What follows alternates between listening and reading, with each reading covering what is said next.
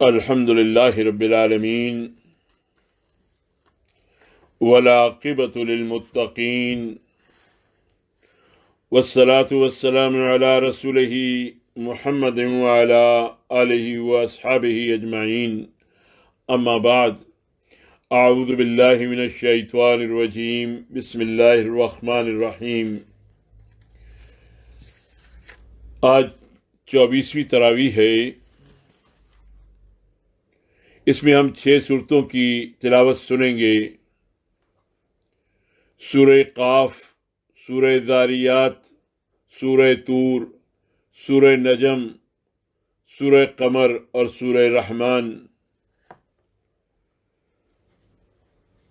آئیے ان سورتوں کے مضامین کو جانتے ہیں تاکہ قرآن سنتے وقت ان کے مضامین ہمارے ذہن میں رہیں اور قرآن سمجھنے میں ہم کو آسانی ہو۔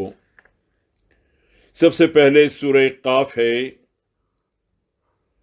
سورہ قاف کے آغاز میں حرف قاف آیا ہے، اسی لیے سورت کا نام سورہ قاف رکھا گیا ہے۔ یہ مکی سورہ ہے۔ حضور صلی اللہ علیہ وسلم جمعے کے خطبے میں اور فجر و عیدین کی نمازوں میں اکثر یہ سورہ یا اس کے بعض حصے تلاوت کیا کرتے تھے۔ کئی صحابہ و صحابیات نے حضور صلی اللہ علیہ وسلم سے یہ سورہ اسی تلاوت کے ذریعے سے یاد کی۔ مکی صورتوں کی طرح اس صورت میں بھی بنیادی عقائد، انسانی اعمال اور ان کے نتائج، جنت و دوزخ، انعام و عذاب اور تاریخ انسانی کے عبرت انگیز واقعات کا احاطہ کیا ہے۔ نظریہ اسلام بیان کیا گیا ہے۔ قرآن کی حق ہونے اور نبی رحمت صلی اللہ علیہ وسلم کے سچا ہونے، جن لوگوں کو شک اور تعجب تھا انہیں بتایا گیا ہے کہ یہ قرآن مجید ہے اور اللہ نے اس کی حقانیت کی قسم کھائی ہے۔ اس کے جملہ مضامین اللہ کی طرف سے بھیجے گئے ہیں۔ وہ اللہ کہ جس نے کائنات کو بڑی خوبصورتی اور حکمت کے ساتھ بنایا ہے، نباتات سے لے کر جمادات تک اور انسانوں سے لے کر حیوانات تک ہر چیز اس کے وجود کی گواہی دیتی ہے۔ زندگی بعد موت پر لوگ جو شک کرتے آئے ہیں، انہیں زوردار انداز میں خطاب فرماتے ہوئے ارشاد ہوا ہے، دوبارہ تخلیق کو محال سمجھنے والوں، پہلی مرتبہ جب تنہا ہم نے عدم سے ہر چیز کو وجود بخشا تھا تو آئندہ تخلیق جدید ہمارے لیے کیا مشکل ہے۔ تم سے پہلے بڑی طاقتور قومیں گزر چکی ہیں، انہوں نے بھی اللہ کے رسولوں اور آخرت کو جھٹلایا تھا، آخر کار اللہ کی وعید عذاب ان پر چسپاں ہو گئی۔ آیت نمبر 16 میں فرمایا گیا ہے، ہم نے انسان کو پیدا کیا ہے اور ہم اس کے دل میں ابھرنے والے ہر وسوسے سے باخبر ہیں۔ وَنَحْنُ أَقْرَبُ إِلَيْهِ مِنْ حَبْلِ الْوَرِيدِ، ہم تو اس کی رگ گردن سے بھی زیادہ اس سے قریب ہیں۔ یہ مضمون بھی بیان فرمایا گیا ہے کہ انسان کی زبان سے نکلنے والا کوئی لفظ ہو، وہ ہوا میں نہیں اڑ جاتا۔ جو ہی کوئی شخص زبان کھولتا ہے تو ایک حاضر باش نگران فوراً اس کے الفاظ کو محفوظ کر لیتا ہے۔ قیامت کے دن کا نقشہ کھینچتے ہوئے فرمایا کہ گمراہ انسان اور اس کو گمراہ کرنے والا شیطان اس روز آپس میں ایک دوسرے پر الزام لگائیں گے، لیکن اللہ فرما دے گا کہ آج یہاں جھگڑنے کا کوئی موقع نہیں ہے، میں نے تو تمہیں دنیا ہی میں خبردار کر دیا تھا، یہ حق کا فیصلہ ہے، میں بندوں پر ظلم توڑنے والا نہیں ہوں۔ اس موقع پر جہنم بڑے غصے اور غضب کے ساتھ پھنکار رہی ہوگی، تمام دوزخی اس میں پھینک دیے جائیں گے۔ اللہ اس سے پوچھے گا، کیا تو بھر گئی ہے؟ تو وہ عرض کرے گی، حل من مزید، کیا اور بھی کچھ ہے؟ گویا اور بھی کوئی سرکش و باغی ہیں تو میرے سپرد کیے جائیں۔ اس کے مقابلے میں متقین کے لیے جنت سجائی جائے گی اور وہ ان سے بہت قریب ہو جائے گی۔ پھر اللہ والوں کو، جنہوں نے اللہ کی خشیت کو دلوں میں بٹھایا، بن دیکھے رحمان سے ڈرتے رہے اور قلب منیب کے ساتھ حاضر خدمت ہوئے انہیں ہمیشہ کے لیے جنت میں داخل کر دیا جائے گا۔ یہ ایمان افروز مضامین مؤثر انداز میں دنیا والوں کے سامنے پیش کیے جاتے ہیں، مگر ان کے دل قبول نہیں کرتے۔ ان کی اکڑ فوں انہیں تکبر میں مبتلا کیے رکھتی ہے۔ فرمایا کہ تم سے پہلے بڑی بڑی طاقتور قومیں گزر چکی ہیں، انہوں نے ہر جانب اپنی قوت کے ڈنکے بجائے اور فتوحات کے پھریرے لہرائے، پھر جب ہم نے ان کو پکڑنے کا فیصلہ کیا تو انہیں کوئی جائے پناہ نہ مل سکی۔ سورہ کے آخر میں حضور صلی اللہ علیہ وسلم اور آپ صلی اللہ علیہ وسلم کی وساطت سے اہل ایمان کو تلقین کی گئی ہے کہ مخالفتوں کے مقابلے میں صبر کریں، صبح سے شام تک اور شام سے صبح تک مخصوص اوقات میں اللہ کی تسبیح پڑھتے رہیں، اس کے سامنے سجدہ ریز ہوں اور اس دن کے لیے تیاری کر لیں جس دن منادی کرنے والا قریب ہی سے حاضری کے لیے پکارے گا۔ آخری آیت میں ارشاد فرمایا، اے نبی صلی اللہ علیہ وسلم، ہم کسی چیز سے بے خبر نہیں ہیں، یہ مخالفین جو باتیں بنا رہے ہیں ہم انہیں خوب جانتے ہیں، تمہارا کام جبراً ان سے بات منوانا نہیں ہے، بس تم اس قرآن کے ذریعے سے ہر اس شخص کو خبردار کر دو جو میری تنبیہ سے ڈرے۔ سورہ کے آغاز میں قرآن کی حقانیت اور رسول صلی اللہ علیہ وسلم کی صداقت کی قسم کھائی گئی تھی، اور اختتام پر اپنے رسول صادق و امین کو حکم دیا ہے کہ اس کتاب مبین کے ذریعے حق کے نصیحت ادا کرتے رہو، جس کے دل میں خوف خدا ہوگا وہ ضرور نصیحت پالے گا۔ یہ سورہ قاف کے مضامین ہیں۔ اس کے بعد سورہ ذاریات، یہ بھی مکی صورت ہے، پہلی آیت سے اس کا نام ماخوذ ہے۔ سورہ کے آغاز میں اللہ نے ہواؤں کی قسم کھائی ہے جو گرد اڑانے والی ہیں، پانی سے لدے ہوئے بادل اٹھانے والی ہیں، پھر سبک رفتاری کے ساتھ چلنے والی ہیں، اور پھر ایک بڑے کام یعنی بارش کی تقسیم کرنے والی ہیں۔ یہ قسم اس بات پر کھائی گئی ہے کہ اللہ نے یوم آخرت کا جو وعدہ کیا ہے وہ سچا ہے اور اعمال کا بدلہ لازماً ملے گا۔ منکرین کو فہمائش اور تنبیہ کی گئی ہے کہ وہ قیاس و گمان سے حکم لگانے اور جہالت میں غرق اور غفلت میں مدہوش ہو جانے کی روش ترک کر دیں۔ اس باغیانہ روش کا نتیجہ بہت برا ہوگا، یعنی آگ پر تپائے جائیں گے۔ اس روز متقین کی کیفیت یہ ہوگی کہ وہ باغوں اور چشموں میں ہوں گے۔ یہ محسنین تھے، رات کے پچھلے پہر اللہ سے اپنے گناہوں کی معافی مانگتے تھے، یہ اپنے مال میں سے سائل اور محروم کو اس کا پورا حق دیا کرتے تھے۔ یہ اس روز اپنے اعمال کا بہترین بدلہ پا کر شاداں و فرحاں ہوں گے۔ زمین و آسمان اور خود انسان کی اپنی ذات کے اندر اللہ نے بڑی نشانیاں رکھی ہیں، بس ضرورت اس بات کی ہے کہ انسان سنجیدگی سے غور و فکر کرے۔ دو متضاد کردار جو دنیا میں پائے جاتے ہیں قیامت کے دن اپنا اپنا بدلہ پائیں گے۔ دوسرے رکوع میں حضرت ابراہیم علیہ السلام کے پاس فرشتوں کی آمد کا تذکرہ ہے، جنہوں نے آن جناب کو ایک ذی علم بیٹے کی خوشخبری سنائی اور پھر قوم لوط کی طرف عذاب کے لیے روانہ ہو گئے۔ اس مجرم قوم کو نشان زدہ پتھروں سے سنگسار کر دیا گیا، جبکہ اہل ایمان کو وہاں سے نکال لیا گیا۔ سیدنا موسیٰ علیہ السلام اور ان کے مقابلے پر فرعون کی چیرہ دستیوں کا ذکر کیا گیا ہے۔ اس ساری کشمکش کا انجام بیان کرتے ہوئے فرمایا کہ فرعون اپنے لشکروں سمیت اللہ کی پکڑ میں آ گیا، سمندر نے انہیں نگل لیا اور وہ ملامت زدہ ہو کر رہ گئے۔ قوم عاد کی مسلسل بغاوت پر عذاب کا فیصلہ کر دیا گیا اور ان پر ایسی ہوا بھیجی گئی جس کے اندر کوئی خیر نہیں تھی۔ شریر لوگوں کو ان کی شر کی وجہ سے مکمل تباہ کر دیا گیا۔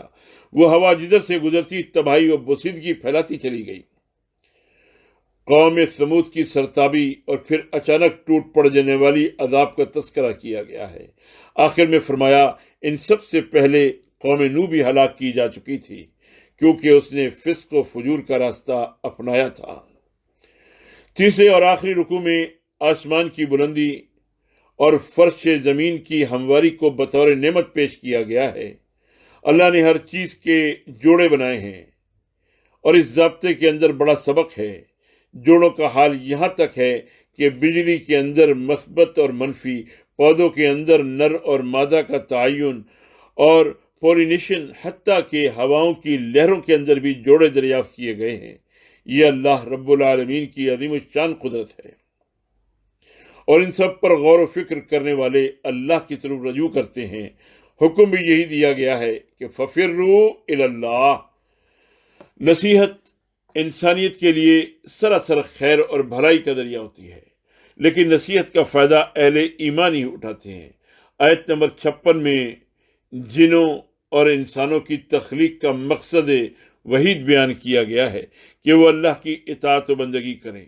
یہاں ان دونوں جنسوں کا ذکر اس لیے کیا گیا ہے کہ اللہ کی باقی ساری مخلوق، فرشتوں سے لے کر حیوانات، حشرات الارض اور آبی مخلوق سے لے کر مظاہر قدرت تک، تمام کے تمام اللہ کے سامنے مطیع فرمان ہیں۔ وہ نافرمانی کر ہی نہیں سکتے۔ عمل اور ارادے کا اختیار صرف جن اور انس کو ہے۔ وہ اپنی آزاد مرضی سے اطاعت یا نافرمانی کا راستہ اختیار کر سکتے ہیں، لہذا امتحان انہی کا ہے، اور انہی کو کہا گیا وَمَا خَلَقْتُ الْجِنَّ وَالْإِنسَ إِلَّا لِيَعْبُدُونَ۔ یہ سورہ ذاریات کے مضامین ہیں۔ اس کے بعد سورہ طور ہے۔ سورہ طور بھی مکی صورت۔ پہلی ہی آیت میں لفظ طور آیا ہے، سورت کا نام اسی مناسبت سے رکھا گیا ہے۔ ارشاد فرمایا، قسم ہے طور کی اور ایک ایسی کھلی کتاب کی جو رقیق جلد میں لکھی ہوئی ہے، اور آباد گھر کی اور اونچی چھت کی اور موزن سمندر کی، کہ تیرے رب کا عذاب ضرور واقع ہونے والا ہے، کوئی دفع کرنے والا نہیں۔ وہ اس روز واقع ہوگا جب آسمان بری طرح ڈگمگائے گا اور پہاڑ اڑے اڑے پھریں گے۔ تباہی ہے اس روز ان جھٹلانے والوں کے لیے جو آج کھیل کے طور پر اپنی حجت بازیوں میں لگے ہوئے ہیں۔ اس روز منکرین کو مار مار کر جہنم کی طرف لے جایا جائے گا، جسے وہ جادو قرار دیا کرتے تھے۔ اس کے متعلق ان سے پوچھا جائے گا کہ وہ حقیقت ہے یا کوئی وہم و گمان۔ ان کے مقابلے میں متقین کا تذکرہ اور ان کی نعمتیں اس طرح بیان کی گئی ہیں جس طرح پچھلی صورتوں میں گزر چکی ہیں۔ آیت نمبر 21 میں اہل ایمان کی نعمتوں کا تذکرہ کرتے ہوئے ایک خاص فضل کی بشارت دی گئی ہے۔ وہ یہ کہ جو لوگ ایمان لائے اور ان کی اولاد بھی ان کے نقش قدم پر چلی تو انہیں آپس میں جنت میں اکٹھا رکھا جائے گا۔ اپنے اعمال کے لحاظ سے جن کا درجہ نیچا ہوگا انہیں اوپر کے درجے میں ترقی دی جائے گی، نہ کہ اوپر کے درجے والوں کو نیچے لایا جائے گا۔ اہل جنت آپس میں ایک دوسرے کو مبارکباد دیں گے، بیتے ہوئے ایام کو بھی یاد کریں گے اور اللہ کا شکر ادا کریں گے کہ جس نے عذاب سے انہیں محفوظ فرمایا اور کامیابی سے سرفراز کیا۔ دوسرے رکوع میں کفار کے تمام اعتراضات کا جواب دیا گیا ہے جو حضور صلی اللہ علیہ وسلم اور آپ صلی اللہ علیہ وسلم کی دعوت پر لگایا کرتے تھے، اور ساتھ یہ فرمایا کہ یہ بدبخت عذر پیش کرتے ہیں کہ کوئی نشانی دیکھ لیتے تو مسلمان ہو جاتے، مگر حقیقت یہ ہے کہ آسمان کے ٹکڑے بھی گرتے ہوئے دیکھ لیں تو کہیں گے کہ یہ بادل ہیں، بس انہیں ان کی حال پر چھوڑ دو، یہاں تک کہ یہ اپنے اس دن کو پہنچ جائیں جس میں یہ مار گرائے جائیں گے۔ اس روز تو نہ تو ان کی اپنی کوئی چال کارگر ہوگی، نہ کوئی ان کی مدد کو آئے گا۔ سورہ کے آخر میں حسب معمول تربیت نصاب کا اعادہ کیا گیا۔ فرمایا، اے نبی صلی اللہ علیہ وسلم، اپنے رب کا فیصلہ آنے تک صبر کرو، تم ہماری نگاہ میں ہو، اٹھتے بیٹھتے اللہ کی تسبیح اور حمد کرو، رات چھا جانے کے وقت اور ستاروں کے پلٹ جانے کے وقت بھی تسبیح و ورد زبان رہے۔ قرآن کے مختلف دیگر مقامات کی طرح یہاں بھی نمازوں کے اوقات کی تعین فرمائی گئی ہے۔ اس کے بعد سورہ نجم ہے، مکی صورت۔ پہلی آیت میں لفظ نجم آیا ہے جس سے سورت کا نام موسوم ہے۔ سورہ کے آخر میں سجدہ ہے اور ترتیب نزولی کے لحاظ سے یہ قرآن مجید کا پہلا سجدہ تلاوت ہے۔ اس سورہ میں اللہ رب العالمین نے دیگر مضامین کے علاوہ حضور صلی اللہ علیہ وسلم کی معراج کی طرف اشارہ فرمایا ہے۔ قاب قوسین اور سدرۃ المنتہا اور اس کے پاس ہی جنت الماوا اور اللہ کی بڑی نشانیوں کا تذکرہ معراج ہی کی طرف اشارہ ہے۔ یہ سورہ جب نازل ہوئی تو حضور صلی اللہ علیہ وسلم نے حرم مکی کے اندر مجمع عام کے سامنے اس کی تلاوت کی، جس میں کافر و مومن سب موجود تھے۔ سورہ کی چھوٹی چھوٹی آیات میں اتنی تاثیر ہے کہ حضور صلی اللہ علیہ وسلم آیت سجدہ پڑھ کر سجدے میں گئے تو تمام حاضرین بھی آپ صلی اللہ علیہ وسلم کے ساتھ سجدے میں گر گئے، حتیٰ کہ قریش کے بڑے بڑے سردار بھی بے ساختہ سجدے میں چلے گئے۔ روایات سے معلوم ہوتا ہے کہ حاضرین میں سے صرف 2 افراد ایسے تھے جنہوں نے سجدہ نہیں کیا۔ ایک امیہ بن خلف تھا، وہ بدبخت تو حالت کفر ہی میں قتل ہوا، اور دوسرے شخص مطلب بن ابی وداعہ ہیں، جو اس وقت مسلمان نہیں ہوئے تھے، لیکن بعد میں اللہ رب العالمین نے قبول اسلام کی توفیق دی۔ وہ خود بیان کرتے تھے کہ اس غلطی کی تلافی کے لیے میں اب اس سورت کی تلاوت کرتا ہوں اور سے یہ سجدہ تلاوت کبھی نہیں چھوڑتا۔ سورہ میں اللہ رب العالمین نے حضور صلی اللہ علیہ وسلم کی تعریف میں بڑے اہم مضامین بیان فرمائے ہیں۔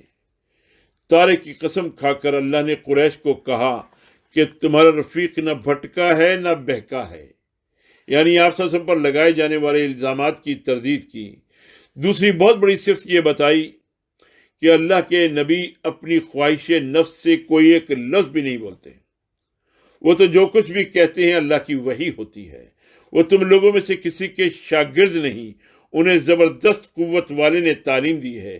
پھر حضور صلی اللہ علیہ وسلم کی معراج کی طرف اشارہ کرتے ہوئے آسمان کی بلندیوں اور جنت الماوا تک آپ صلی اللہ علیہ وسلم کے سفر کی داستان بیان کی ہے، اور اس میں خوبی کی بات یہ ہے کہ نہ تو آپ صلی اللہ علیہ وسلم کی نگاہ چندھیائی، نہ حد سے متجاوز ہوئی، بلا کم و کاست اللہ کی بڑی بڑی نشانیاں دیکھنے کے مقام پر آپ صلی اللہ علیہ وسلم فائز ہوئے اور ہر چیز کو وہی سمجھا جو وہ تھی۔ کفار کے بتوں کا ذکر کیا گیا ہے۔ فرمایا، بتاؤ تم نے کبھی اس لات و عزا اور تیسری دیوی منات کی حقیقت پر بھی کچھ غور کیا ہے؟ ظالموں، کیا بیٹے تمہارے لیے ہیں اور بیٹیاں خدا کے لیے؟ یہ تو بڑی دھاندلی کی تقسیم ہے۔ پھر فرمایا، یہ چند نام ہیں جو تم نے اور تمہارے باپ دادا نے رکھ لیے ہیں، ان کے لیے کوئی سند اللہ نے نازل نہیں کی۔ منکرین محض وہم و گمان اور خواہشات نفس کے پیچھے چلتے ہیں۔ اس سورہ کے بارے میں یہ بات بھی مفسرین نے بیان کی ہے کہ جب کفار سجدے میں گرے تو دیگر قبائل نے ان کا خوب مذاق اڑایا اور انہیں آر دلائی کہ ایک جانب تم مخالفت کرتے ہو، دوسری جانب یہ کلام اتنا پر تاثیر ہے کہ تم بے ساختہ سجدے میں گر گئے۔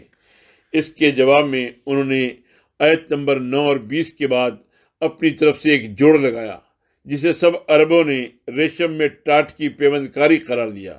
انہوں نے کہا کہ ان دیویوں کا ذکر کرنے کے بعد محمد صلی اللہ علیہ وسلم کی زبان سے یہ الفاظ ادا ہوئے تھے، یہ بڑی بلند پایہ دیویاں ہیں اور ان کی شفاعت ضرور متوقع ہے۔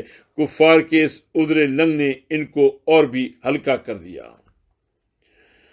کفار کا تذکرہ کرنے کے بعد اہل ایمان کو تسلی دی اور فرمایا کہ نیک رویہ اختیار کرنے والوں کے لیے بہت اچھی جزا ہے۔ یہ لوگ بڑے بڑے گناہوں اور کھلے کھلے اعمال فاحشہ سے پرہیز کرتے ہیں۔ چھوٹا موٹا قصور ان سے سرزد ہو جائے تو بلا شبہ تیرے رب کا دامن مغفرت بہت وسیع ہے، وہ سب کو جانتا ہے، کوئی اس کے سامنے اپنے نفس کی پاکی کا دعویٰ نہیں کر سکتا۔ آیت نمبر 33 سے ایک کھٹ دھرم مانند اسلام ولید بن مغیرہ کا نام لیے بغیر تذکرہ کیا گیا ہے، جس نے اسلام کا راستہ روکنے کو اپنا مشن بنا لیا تھا۔ اہل اسلام کو تسلی دی گئی ہے کہ یہ کافر اپنی قوت کے بل بوتے پر حق کا راستہ نہیں روک سکتا۔ حق کی دشماں جسے خود خالق باری نے روشن کیا ہے، کسی کے بجھانے سے نہیں بجھ سکتی۔ اللہ اس سے پہلے بڑے بڑے طاقتور لوگوں کو فنا کے گھاٹ اتار چکا ہے۔ زمین پر جگہ جگہ ان کے کھنڈرات اور تباہ شدہ بستیوں کے آثار عبرت کے لیے کافی ہیں۔ اسلام کا راستہ روکنے کے لیے آج کے ماندین اسلام کی طرح اس دور کے کفار نے بھی کلچرل شو اور گانے بجانے کی محفلیں خوب منعقد کی تھیں۔ سورہ کے آخر میں کفار کو یہ بھی سرزنش کی گئی ہے کہ وہ دنیا میں اہل حق کا تمسخر بھی اڑاتے ہیں اور حق کی دعوت سن کر ہنسی مذاق میں سب کچھ اڑا دیتے ہیں۔ یہ ہنسنے والے آخر کو روئیں گے۔ یہ سورہ نجم کے مضامین تھے۔ اس کے بعد سورہ قمر ہے۔ سورہ قمر بھی مکی صورت ہے، 3 رکوع اور 55 آیات ہیں۔ پہلی ہی آیت میں شق قمر یعنی چاند کے پھٹ جانے کا تذکرہ ہے۔ حضور صلی اللہ علیہ وسلم کے دور میں یہ واقعہ جس طرح پیش آیا اس کی تفصیل تفہیم القرآن میں موجود ہے، خلاصے کے طور پر یہاں بیان کی جاتی ہے۔ تمام روایات کو جمع کرنے سے اس کی جو تفصیلات معلوم ہوتی ہیں وہ یہ ہیں کہ یہ ہجرت سے تقریباً 5 سال پہلے کا واقعہ ہے، شق قمر کا واقعہ۔ قمری مہینے کی 14ویں شب تھی، چاند ابھی طلوع ہوا تھا، یک وہ پھٹا اور اس کا ایک ٹکڑا سامنے کی پہاڑی کے ایک طرف اور دوسرا ٹکڑا دوسری طرف نظر آیا۔ یہ کیفیت بس ایک ہی لحظہ رہی اور پھر دونوں ٹکڑے باہم جڑ گئے۔ نبی صلی اللہ علیہ وسلم اس وقت مینا میں تشریف فرما تھے۔ آپ صلی اللہ علیہ وسلم نے لوگوں سے فرمایا کہ دیکھو اور گواہ رہو۔ کفار نے کہا محمد صلی اللہ علیہ وسلم نے ہم پر جادو کر دیا تھا، اس لیے ہماری آنکھوں نے دھوکہ کھایا۔ دوسرے لوگ بولے محمد صلی اللہ علیہ وسلم ہم پر جادو کر سکتے تھے، تمام لوگوں پر تو نہیں کر سکتے تھے۔ باہر کے لوگوں کو آنے دو، ان سے پوچھیں گے کہ یہ واقعہ انہوں نے بھی دیکھا ہے یا نہیں۔ باہر سے جب کچھ لوگ آئے تو انہوں نے شہادت دی کہ وہ بھی یہ منظر دیکھ چکے ہیں۔ سید مودودی رحمۃ اللہ علیہ نے مالابار کی تاریخ کا یہ واقعہ بھی پیش فرمایا ہے کہ وہاں کے راجہ کے روز نامچوں میں اس تاریخ میں لکھا ہوا موجود ہے کہ راجہ اور اس کے درباری سمندر کے کنارے ٹہل رہے تھے کہ انہوں نے یہ حیران کن منظر دیکھا۔ اس عظیم الشان معجزے کو دیکھنے کے بعد کفار نے کہا کہ یہ تو چلتا ہوا جادو ہے۔ اللہ رب العالمین نے ایک جانب یہ عظیم الشان معجزہ دکھایا، دوسری جانب چھوٹی چھوٹی آیات میں تاریخ انسانی کے 5 اہم واقعات کو پیش کر کے دعوت غور و فکر دی۔ قوم نوح، قوم عاد، قوم ثمود، قوم لوط اور فرعون کے تاریخی واقعات نہایت مؤثر پیرائے میں بیان کیے گئے ہیں۔ ایک آیت وَلَقَدْ يَسَّرْنَا الْقُرْآنَ لِلذِّكْرِ فَهَلْ مِن مُدَّكِرٍ اس صورت میں 4 مرتبہ دہرائی گئی ہے، یعنی ہم نے اس قرآن کو نصیحت کے لیے آسان ذریعہ بنایا ہے، پس ہے کوئی نصیحت قبول کرنے والا؟ انسان نصیحت حاصل کرنا چاہے تو قرآن بہت آسان ہے، اور اگر اپنی بدبختی اور انکار پر اصرار کرے تو پھر اس کا کسی کے پاس کوئی علاج نہیں۔ ہاں، اللہ نے اس کے علاج کے لیے اس صورت کے آخر میں قیامت کا نقشہ کھینچا ہے کہ اس روز ایسے لوگ منہ کے بل آگ میں گھسیٹے جائیں گے، اور اللہ کی تقدیر اتنی غالب ہے کہ بس حکم صادر ہوتا ہے اور پلک جھپکاتے وہ عمل میں آ جاتا ہے۔ نصیحت حاصل کرنے والوں کا خوشنما انجام بھی سورہ کے آخر میں بیان کر دیا گیا ہے۔ بڑے ذی اقتدار بادشاہ حقیقی کا تقرب انہیں حاصل ہوگا۔ آخر میں سورہ رحمان، یہ مدنی صورت ہے، اس میں 3 رکوع اور 78 آیات ہیں۔ اس کے مضامین سے ظاہر ہوتا ہے کہ یہ مکے میں نازل ہوئی تھی، اور اس کے مکی ہونے کے حق میں کئی روایات بھی موجود ہیں۔ مسند احمد میں اسماء بنت ابی بکر رضی اللہ عنہا کی روایت ہے کہ آغاز نبوت میں انہوں نے حضور صلی اللہ علیہ وسلم کی زبان سے اس سورہ کی تلاوت سنی تھی۔ آپ صلی اللہ علیہ وسلم بلند آواز میں حرم مکی کے اندر دوران نماز اس کی تلاوت فرما رہے تھے، اور مشرکین بھی آپ صلی اللہ علیہ وسلم کی آواز سن رہے تھے۔ پس یہ ان روایات کی روح سے مکی صورت بھی ہے۔ اس صورت میں ایک آیت کا بار بار تکرار ہے، فَبِأَيِّ آلَاءِ رَبِّكُمَا تُكَذِّبَانِ پس اے جن و انس تم اپنے رب کے کن کن کمالات کو جھٹلاؤ گے۔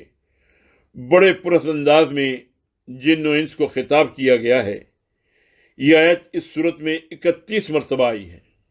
نبی کریم صلی اللہ علیہ وسلم نے صحابہ کرام رضی اللہ تعالیٰ عنہ مجمعین کے سامنے جب یہ صورت پڑھی اور صحابہ رضی اللہ تعالیٰ عنہ مجمعین نے سنا تو صحابہ پر بھی اس کا بڑا اثر ہوا، لیکن حضور صلی اللہ علیہ وسلم نے سورہ کی تلاوت مکمل کرنے کے بعد فرمایا کہ جنہوں نے تم سے بہتر انداز میں اس صورت کو سنا اور جواب دیا۔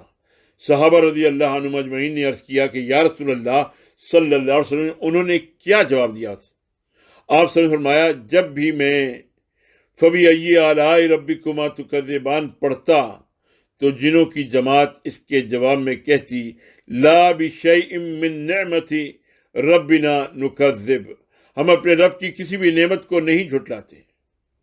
एक दूसरी रिवायत में हज़रत जाबिर बिन अब्दुल्ला रज़ी अल्लाह अन्हु ने हुज़ूर सल्लल्लाहु अलैहि वसल्लम की ज़ुबान से ये अल्फाज नकल किए हैं, ला बिशैइन मिन निअमति रब्बिना नुकज़्ज़िब फलकल हम्द, यानी ऐ हमारे परवरदिगार, हम तेरी किसी नेमत को नहीं झुटलाते, तारीफ का तू ही मुस्तहिक है। इस रिवायत से भी मुफस्सरीन ने यह नतीजा अखज़ किया है कि सूरह अहकाफ में जिन्होंने आप सल्लल्लाहु अलैहि वसल्लम की ज़ुबान से जो कुरान सुना था, और ये सन 10 नबी का वाक़या है, मुमकिन है अल्लाह रब्बुल आलमीन ने हुज़ूर सल्लल्लाहु अलैहि वसल्लम की ज़ुबान से हुज़ूर सल्लल्लाहु अलैहि वसल्लम ने को इस जवाब से मुत्तला फरमाया था कि जो जिन्होंने जवाब दिया था फबी आलाए रब्बिकुमा तुकज़्ज़िबान के जवाब में। इब्न मसूद रज़ी अल्लाह अन्हु ने कुरैश की मजलिस में मुकाम इब्राहिम के करीब इस सूरत की बुलंद आवाज़ से तिलावत की, और इसकी पादाश में उन्होंने इब्न मसूद रज़ी अल्लाह ताला अन्हु को बुरी तरह से मारा पीटा। इस मौके पर हज़रत अब्दुल्लाह बिन मसूद रज़ी अल्लाह ताला ने फरमाया कि आज से बढ़कर ये दुश्मनान खुदा मेरे लिए कभी इतने हल्के न थे, तुम कहो तो कल फिर इन्हें कुरान सुनाऊं। सहाबा रज़ी अल्लाह अन्हुम ने कहा, बस इतना ही काफ़ी है। मौलाना मदूदी रहमतुल्लाह अलैह ने सूरह रहमान के दीबाचे में ये तमाम वाक़यात मुस्तनिद हवालों से लिखे हैं, इसलिए सूरत के मुक्की होने के दलाइल मजबूत हैं, अगरचे एक राय इसके मदनी होने की भी है। सूरत के मज़ामीन अल्लाह रब्बुल आलमीन की कुदरत और हिकमत से लेकर इनामात और एहसानात तक हर चीज़ का अहाता करते हैं। जिन और इंस के अल्लाह के सामने मसूल होने और सारी मखलूक के अल्लाह के सामने बेबस होने का मजमून भी बयान किया गया है। रोज़ क़यामत का नक्शा यूं खींचा है कि जन्नत और जहन्नुम मुजस्सिम सूरत में सामने आ जाती हैं। इस सूरत में अदल व इंसाफ कायम करने का हुक्म दिया गया है, जो इस्लामी निज़ाम के क़याम से मुमकिन है। फरमाया कि दुनिया की हर चीज़ फना के घाट उतर जाने वाली है और सिर्फ तेरे रब की ज़ात जलील व करीम ही बाकी रहने वाली है। हर इबरत अंगेज़ बात के बाद तज़कीर व तंबीह के अंदाज में जिन्नो इंस से कहा गया है कि वो अपने रब की नेमतों की नाशुक्री से बाज आ जाएं। अल्लाह रब्बुल इज़्ज़त हमें इन तमाम सूरतों के और पूरे कुरान के मज़ामीन को समझने, उनको दोहराने, उनको ज़हन में महफूज करने, उसके मुताबिक अपने अखलाक आमाल को अदा करने की तौफीक अता फरमाए। व आखिरु दावाना अनिल हम्दुलिल्लाहि रब्बिल आलमीन।